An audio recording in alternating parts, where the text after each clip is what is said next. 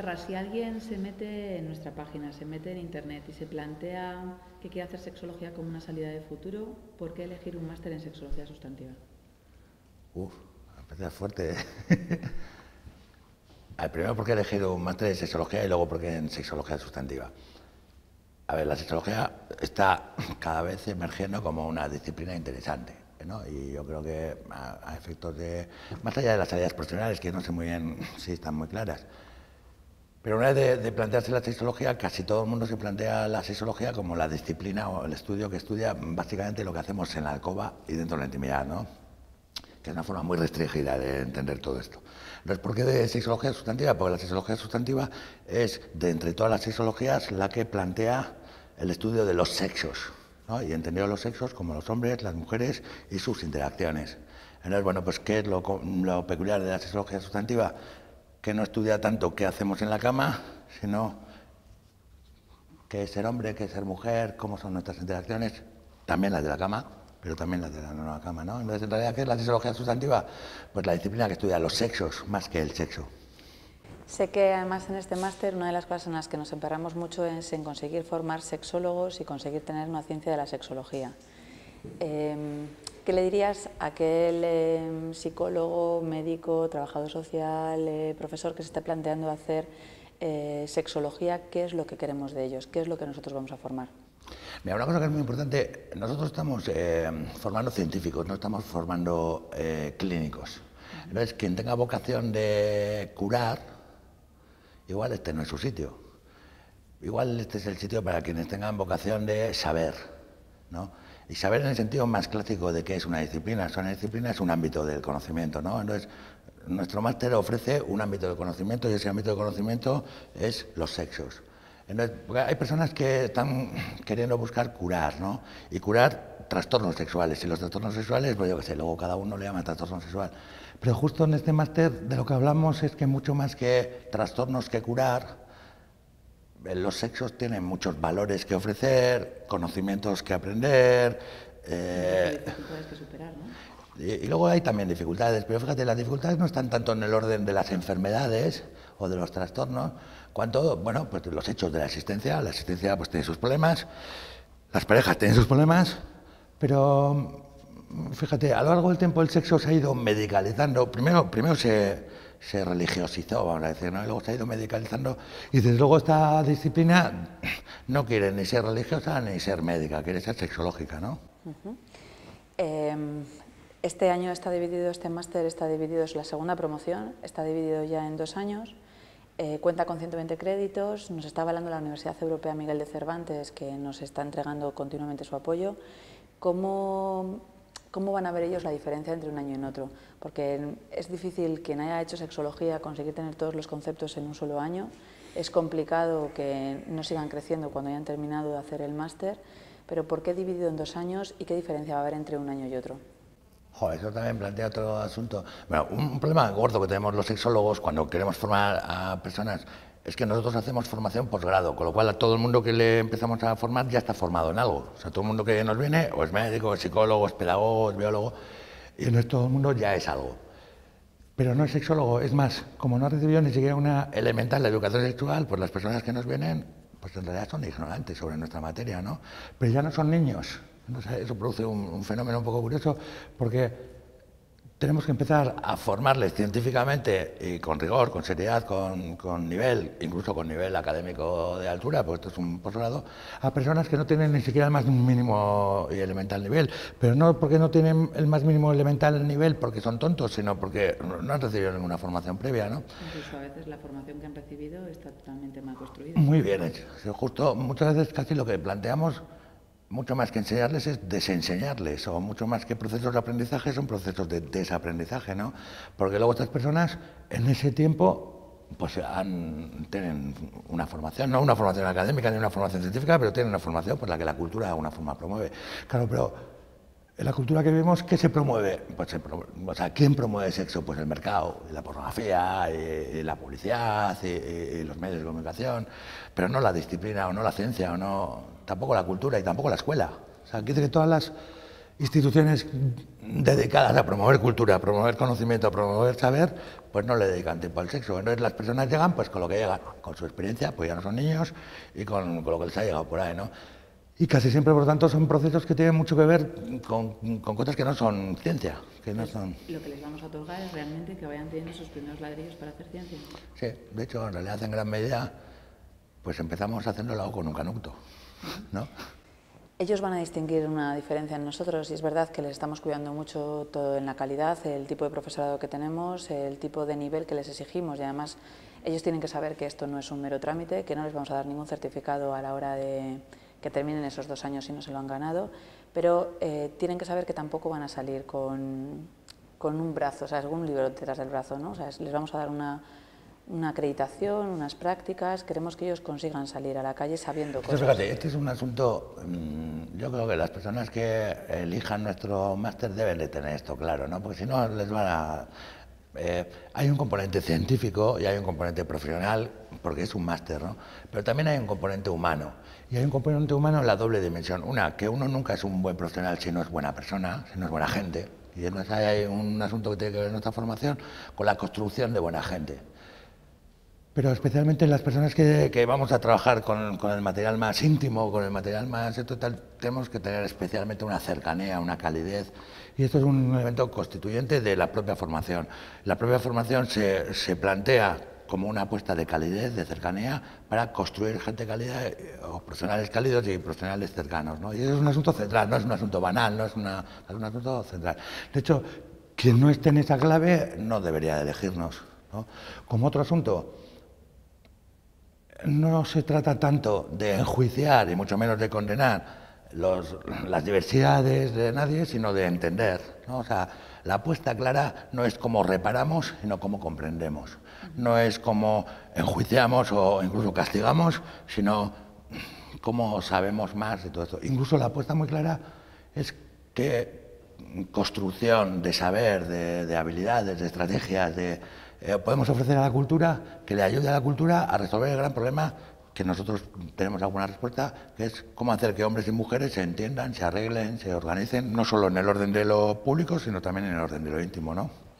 Alguien cuando termina puede dedicarse y decir, yo ya soy sexólogo, ¿qué hago ahora?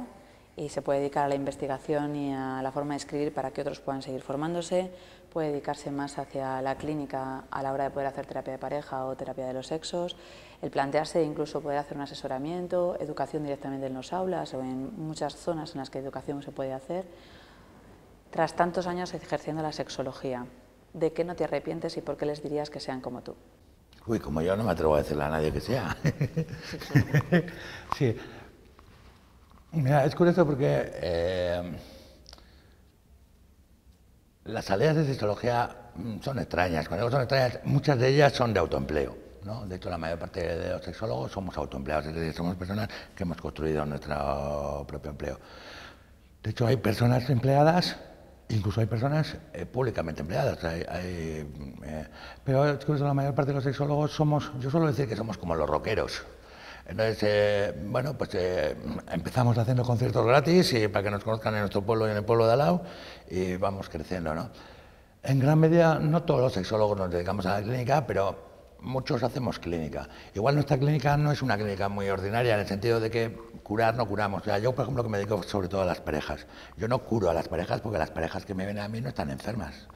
Están liadas o complicadas bueno, pues a veces me gusta decir que están anudadas, ¿no? O sea, se les ha hecho un nudo la vida y en el asunto es como pues el lío, el nudo ese cómo se resuelve, ¿no? Pero no son parejas enfermas. De hecho, uno no ve enfermos, ¿no? Como no ve enfermos no tiene que curar, pero uno más bien aconseja. Y es curioso, de hecho, quienes hacemos terapia de pareja, la terapia de pareja se llama terapia, pero se podría llamar igual mejor consejo, orientación o... De hecho, a mí mi trabajo me recuerda más lo que hacen los asesores fiscales o los asesores de gestión de empresas o en ingenierías, ¿no? Que, bueno, pues la gente tiene problemas, no tiene tanto enfermedades, tiene problemas. De hecho, fíjate, un lío que hemos tenido con el tema del sexo, bueno, primero hemos construido cada vez más la palabra sexo como algo que se relaciona con la cópula, ¿no? Con el coito, con los genitales. También uno se pregunta, ¿por qué hemos hecho eso? Y eso es bueno, ese es el resultado de la ignorancia. Bueno, cada vez más, cuando pensamos en terapia sexual, pues pensamos en que las cosas de cómo van los genitales no va bien. Pues que no se puede producir el coito, que el coito no produce gozo, o que no hay erección, o que la eyaculación es muy pronta. Bueno, se piensa. Y muchas veces todo eso se piensa en términos de enfermedad. O sea, parece que alguien está o de enfermedad o de avería. Parece que uno está averiado o enfermo. Pero muchas cosas que para las que los sexólogos servimos no es gente que está averiada ni está enferma. Pues es gente que tiene capacidad de mejora, incluso que quiere mejorar porque vive con algún grado de angustia o de dificultad el asunto, ¿no? Pero que no tiene enfermedades que curar, ni tampoco trastornos que resolver, ¿no? Pues tiene dificultades, o sea, tiene problemas y necesita soluciones. Entonces nosotros somos solucionadores, ¿no? Más que curadores o...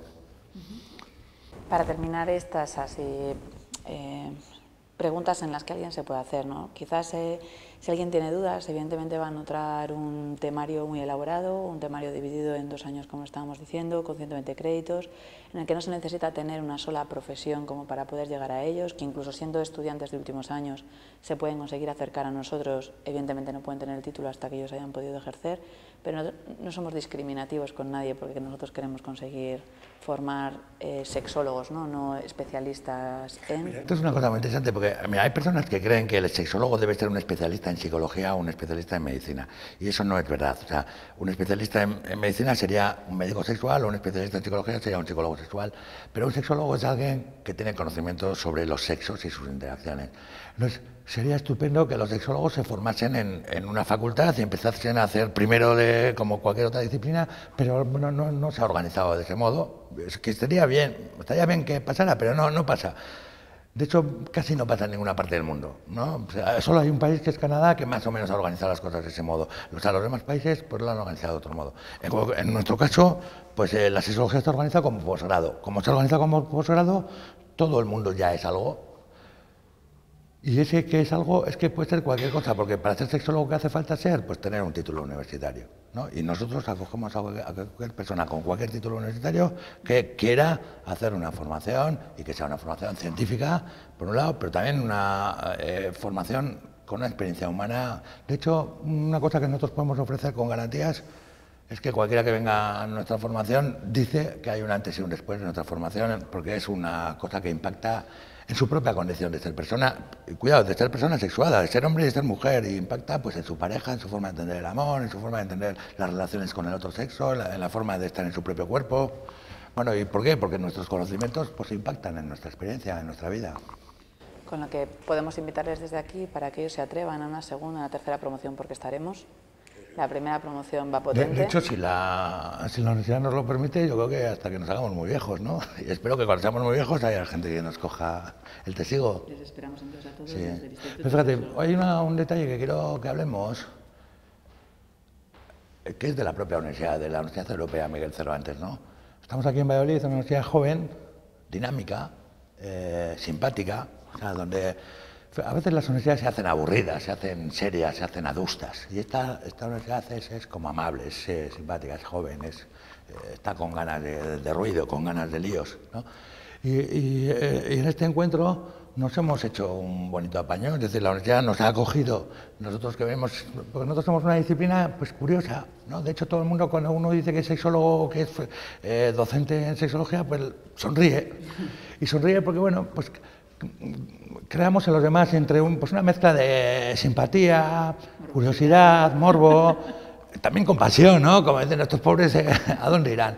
Y es verdad que nosotros tenemos una disciplina pues que resulta curiosa, no es una disciplina consolidada, no es una disciplina... es curioso porque aunque nuestros referentes, algunos son muy antiguos, de hecho, como disciplina, la disciplina lleva 100 años ahí tratando de hacerse, ¿no? Pero nunca ha aprendido del todo en ninguna parte del mundo. Siempre, sí, somos una disciplina muchas veces colgando de otras disciplinas. De hecho, los avances que más se han hecho pues han sido justo agarrarnos de otras disciplinas, pero a su vez también eso es lo que ha impedido que la propia disciplina crezca, porque cuando te usas los recursos de otra disciplina acabas convirtiéndote en una parte de otra disciplina. En fin, de hecho, en este asunto nosotros la apuesta es muy clara. La sexología que ofrecemos en la Universidad Europea Miguel de Cervantes no cuelga de ninguna otra disciplina más que de la sexología misma. Calidad, calidez, ganas de trabajo y ciencia. Pues quien quiera que se atreva, ¿no?